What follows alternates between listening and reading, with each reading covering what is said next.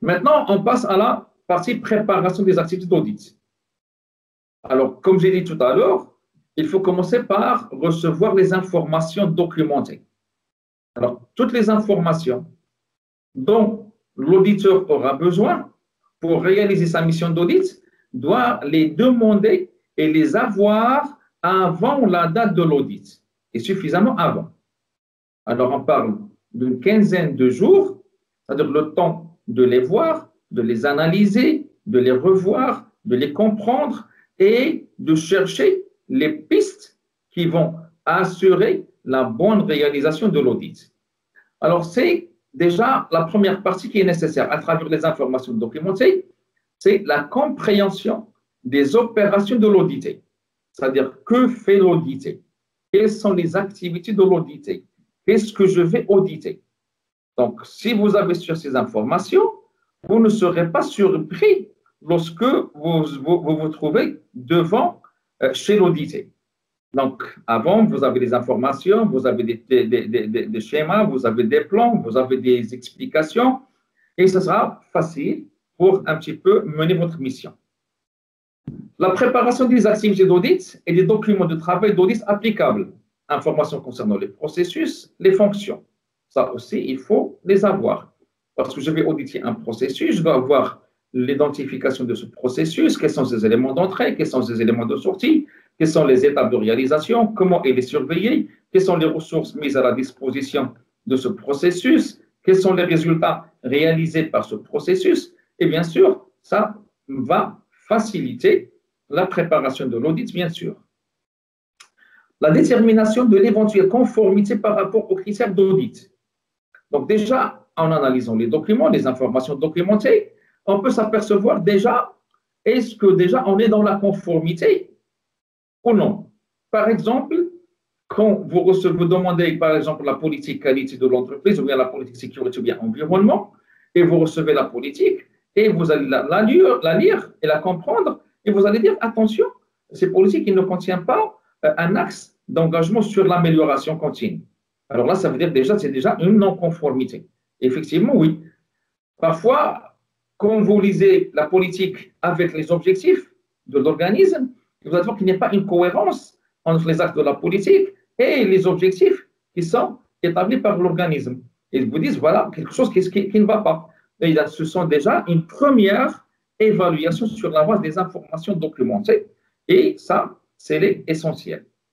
Et bien sûr, à travers ça, vous allez faire quoi? Vous allez faire la détection des sujets de préoccupation possibles, tels que les lacunes, des omissions ou des conflits. Effectivement, lorsqu'on analyse les processus, et généralement les processus, on doit les trouver qu'ils doivent contribuer à l'atteinte de l'objectif, et parfois on peut trouver qu'il y a des conflits entre les objectifs des processus. Et à ce moment-là, parfois des lacunes sur la compréhension de certains processus ou bien certaines procédures, parfois des omissions, certaines choses qui sont exigées par rapport au référentiel ou bien par rapport aux normes ou bien par rapport à la réglementation qui ne sont pas prises en considération. Alors tout ça, c'est la bonne préparation de l'audit. Et un bon auditeur, c'est celui qui travaille l'audit avant de se présenter chez l'audité. C'est-à-dire à travers la réception des informations pertinentes que vous allez demander, à travers leur compréhension, vous serez en mesure de réaliser la mission d'audit avec toute facilité. Sinon, vous allez vous planter devant l'audité et le temps nécessaire pour évaluer les activités de l'audité, vous allez passer une majeure partie à comprendre ce que fait l'audité. Et là, ce n'est pas bon du tout. C'est la raison pour laquelle je reviens aux compétences de l'auditeur par rapport à ce qu'il va auditer. S'il y a des compétences homogènes, la compréhension des opérations de l'audité sera facile. Vous êtes chimiste, vous allez faire un audit sur les industries chimiques, alors vous serez facilement dans vos compétences. Vous êtes mécanicien, vous avez des compétences en mécanique, vous allez évaluer, auditer une activité de maintenance mécanique ou bien de montage mécanique, alors vous serez dans votre domaine de compétences. Le cas contraire, c'est que vous avez des compétences qui sont loin des compétences objets. Alors là, ça sera difficile. Ce n'est pas votre erreur. Alors là, c'est l'erreur de celui qui va missionner. C'est le responsable du management des programmes d'audit qui ne doit pas vous missionner dans cette mission. Et vous, quand vous faites le premier contact avec l'audité et vous recevez les informations documentées et vous allez lire et comprendre, si vous vous apercevez que vos compétences ne vous permettent pas d'assurer cette mission, alors il faut communiquer à votre responsable de management des programmes d'audit pour dire que vous n'avez pas les compétences pour réaliser cette mission et c'est à lui de chercher un autre profil, c'est-à-dire un autre auditeur pour assurer la mission. Bien.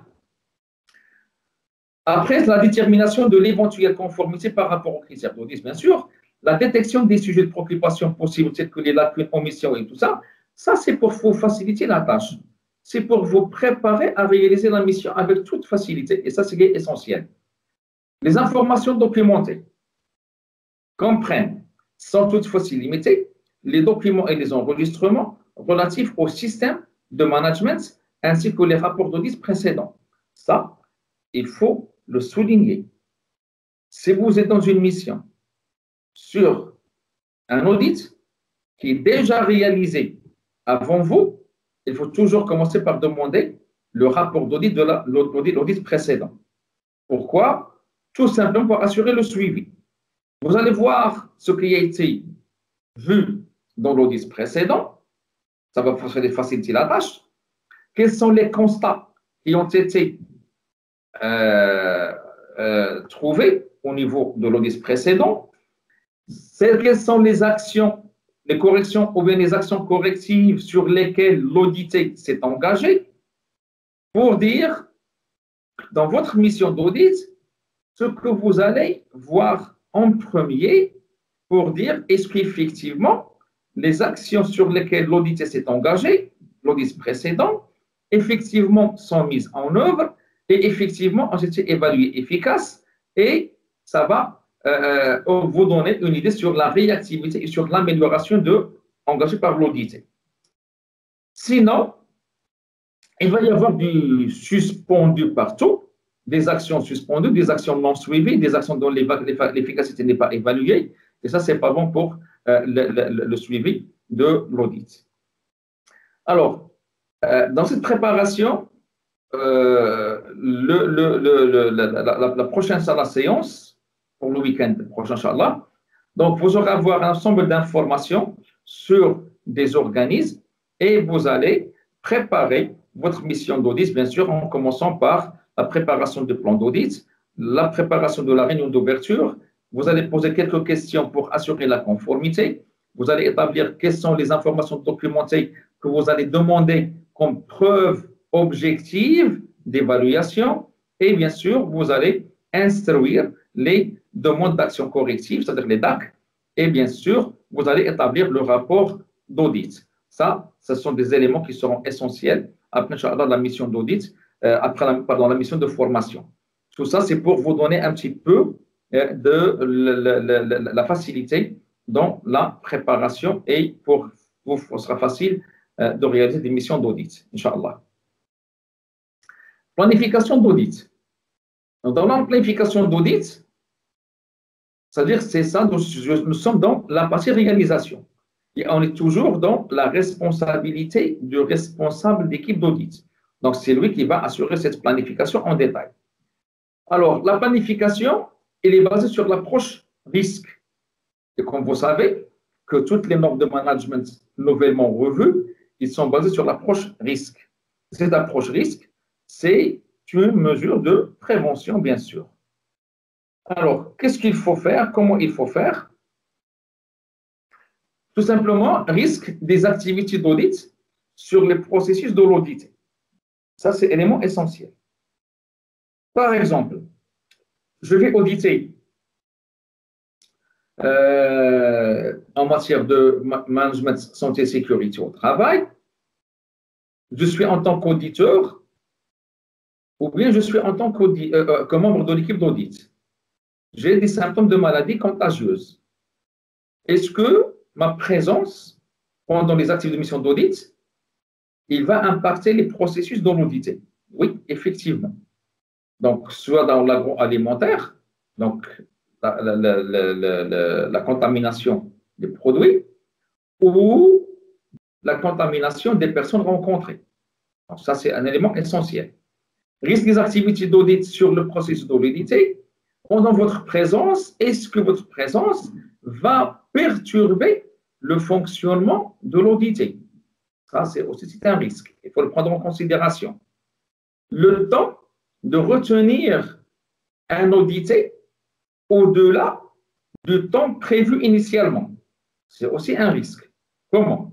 Vous avez par exemple planifié dans votre plan d'audit que vous allez voir avec par exemple le responsable de maintenance pendant une heure et demie ou bien 2 heures. Alors lui, sur la base de cette planification, il peut s'engager sur d'autres choses après la fin de votre mission d'audit. Par exemple, vous allez commencer à 9 heures, vous allez terminer à 11 heures. Lui, à 11 heures, il a planifié une réunion, par exemple, avec ses équipes ou bien avec la direction. Alors là, c'est un risque aussi de le retenir. Le risque, parfois, de votre présence dans une zone où ça peut générer une perturbation par rapport aux opérateurs bien personnels de l'audité. Ça, il faut qu'il soit pris en considération. Risque de la programmation dans le temps et la coordination efficace des activités d'audit pour atteindre les objectifs. Alors, la programmation dans le temps et la coordination, c'est aussi un élément essentiel. Pourquoi? Parce que dans quel moment je vais me présenter? Et on sait très bien que les missions d'audit, les jours de la semaine qui sont un petit peu perturbateurs, c'est le lundi et le vendredi. Le lundi, pourquoi? Parce que c'est le début de semaine, après un week-end, il y a beaucoup de choses à faire pour intégrer les samedis et dimanches pour les activités en continu. Le vendredi, c'est la fin de semaine et il y a beaucoup de gens qui veulent faire des voyages, donc ils veulent être libérés. C'est la fatigue de la fin de semaine. Aussi, ce sont des éléments essentiels qu'il faut prendre en considération. Pour éviter ça, donc, il faut assurer qu'il y a une bonne coordination avec l'audité. Et parfois, il y a des risques liés à la coordination. Comment ça? Vous envoyez un mail, vous n'avez pas de réponse. Vous appelez l'audité au téléphone, il ne répond pas. Alors là, c'est un risque aussi. Il faut qu'il soit pris en considération pour le gérer d'une façon plus en avance, pour éviter ces problèmes. Risque lié à la flexibilité, c'est-à-dire permettre les modifications qui peuvent se révéler nécessaires pendant le déroulement. Oui, effectivement. Et ça arrive souvent. Vous faites la planification d'audit, vous allez voir à partir de 9 heures le responsable de la maintenance, très bien, mais à 9 heures moins 10, le responsable de maintenance vient faire vous. S'il vous plaît, nous avons un problème délicat au niveau de la chaîne de production et vous savez très bien que je dois assurer la supervision des travaux pour reprendre la production. Donc, s'il vous plaît, merci de voir avec un autre collègue l'audit pour ne pas avoir une perturbation de votre plan d'audit. Ça arrive. Alors, il faut déjà, pour cela, que déjà dans votre préparation du plan d'audit, il faut que vous prévoyez ce risque et vous assurez que votre plan d'audit permet d'être flexible. Comment ça flexible? Je vais programmer des tranches horaires qui sont presque équivalentes sur la base de 2 heures, sur la base de 4 heures. Et comme ça, je peux basculer rapidement. Le responsable de maintenance, il n'est pas disponible. Il a une priorité au niveau du travail. Effectivement, il doit être libéré. Oui. Est-ce que je dois commencer avec un autre processus? Oui. Alors, le processus achat, il est aussi programmé sur 2 heures et il est disponible. Qu'est-ce qu'on fait? On bascule. Donc, on commence avec le processus achat, on avance le processus achat et après 2 heures, on va reprendre avec le processus de maintenance. Et ça, ce sont des éléments qui sont nécessaires, qui permettent un petit peu la modification, la flexibilité pour assurer les modifications qui peuvent arriver pendant la dernière minute. Il y a un risque lié au niveau de délai du plan d'audit, au champ d'audit et à la complexité de l'audit. Effectivement, quand vous faites l'analyse de vos informations documentées, qui vous ont été communiquées par l'audité, et vous allez prévoir le délai nécessaire pour chaque partie de l'audit. Et à ce moment-là, parfois, il s'avère que le temps alloué n'est pas tellement adapté à la réalisation vu la complexité de l'audit. Et à ce moment-là, qu'est-ce qu'il faut faire? Est-ce que vous allez passer sans voir certaines choses ou est-ce que vous allez vous contenter de voir l'essentiel? Alors là, c'est un risque. Et pour mettre en œuvre des actions face à ce risque, effectivement, c'est grâce aux informations documentées que vous avez reçues au préalable et que vous allez vous mettre dans le sens de comprendre bien l'activité et comprendre quels sont les éléments essentiels à vérifier et comprendre et évaluer efficacement le temps et le détail et le délai qui sera alloué. Ça, c'est aussi un problème essentiel dans la planification et que ça peut être aussi généré par l'audité. Pourquoi? Par exemple, certains audités qui aiment parler. Donc, une fois vous posez une question, il ne va pas s'arrêter. Et s'il ne va pas s'arrêter, il va vous bouffer du temps. Et le temps qui sera bouffé, il va vous rendre dans une posture très difficile. Pourquoi vous n'allez pas compléter votre audit? Alors là, ça fait retour aux techniques de l'auditeur. Ça veut dire savoir faire taire l'audité d'une façon intelligente pour pouvoir mener l'audit et non pas être mené par l'audité. C'est un élément essentiel dans le détail. Donc, on va le voir dans les techniques de questionnement, les techniques d'orientation, les techniques de communication pour se voir orienter l'audit et parfois se trouver avec des audités qui sont discrets, qui ne parlent pas. Et donc, il faut savoir les faire parler, ou bien des auditeurs qui parlent trop. Alors, il faut savoir les faire taire pour pouvoir gérer votre plan d'audit. Alors, ce sont des risques. Bien sûr, il y a un risque de ne pas réaliser les objectifs de l'audit. En fin de compte, vous vous trouvez incapable d'évaluer la conformité, d'évaluer l'efficacité et d'évaluer la capacité d'amélioration. Et à ce moment-là, comment vous allez établir, sur quelle base vous allez établir vos constats, ça sera difficile. Donc, c'est un risque. C'est la raison pour laquelle que l'auditeur, depuis la réception de les informations documentées, il doit se focaliser sur l'objectif qui est défini par le responsable du management du programme d'audit. Et sur cette base-là, durant toute la mission d'audit, il est tout le temps concentré sur son objectif pour le réaliser, bien sûr, dans le délai approprié. Les risques liés à la composition de l'équipe d'audit et sa compétence collective. Effectivement, ça, c'est un problème. C'est un risque. Vous allez auditer un site, par exemple, industriel, et vous allez auditer la fonction RH, la fonction achat, vous allez auditer la fonction réalisation, vous allez auditer la fonction magasin, logistique, vous allez auditer pas mal de choses. Et si la composition de l'équipe d'audit ne permet pas d'assurer les compétences nécessaires pour ces missions, alors là, ça pose un problème. Est-ce que vous allez demander la réaffectation de certains auditeurs, ça veut dire le changement de l'équipe? Est-ce que les autres auditeurs sont disponibles? Est-ce que l'écart est grand? Est-ce que l'écart est petit? Comment peut-être? Alors là, c'est aussi un risque très important. Et ce risque-là, il faut qu'il soit pris en considération dans l'affectation des auditeurs par rapport au processus à auditer.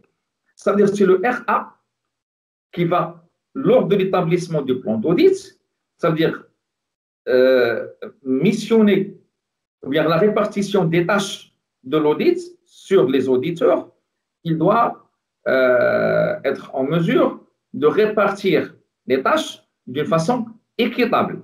C'est-à-dire que je ne vais pas donner beaucoup de travail à un auditeur et laisser un auditeur chômer. Ça, ce n'est pas logique. De ne pas missionner un auditeur qui ait les compétences sur un processus et je missionne un autre auditeur qui n'a pas les compétences. ça c'est aussi à éviter. Donc, c'est une responsabilité de RA de savoir mieux missionner les auditeurs, les membres de l'équipe par rapport à leurs compétences et pour bien sûr assurer l'efficacité de la mission. Il y a aussi un risque lié aux techniques d'échantillonnage appropriées.